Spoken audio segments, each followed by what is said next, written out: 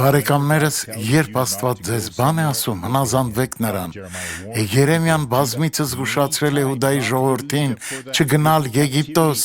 քանի որ դա նրանց գերության կմատնի։ Նրանք պնդում էին, որ դա անհեթեթություն է, եւ դրանից հետո գնացին Եգիպտոս։ 46:5 Ինչու եմ նրանց տեսնում զարհուրած ետ դառնալիս, եւ նրանց քաջազնուները ջարդվում են, վազելով փախչում են եւ ետ չեն նայում։ Երկյուղ շուրջանակի, ասում է Տերը, երբ Աստված խոսում է ձեզ հետ, անմիջապես արեք այդ, մի թողեք տեղ կասկածի համար, քանզի Աստված մեծ նպատակներ ունի ձեր կյանքում։ Աղոթենք, Հայր, ես աղոթում եմ նրանց համար, ովքեր հիվանդ են, Տեր, խնդրում եմ վերցրու նրանց ցավն ու տառապանքը եւ օրհնիր այս մարդկանց։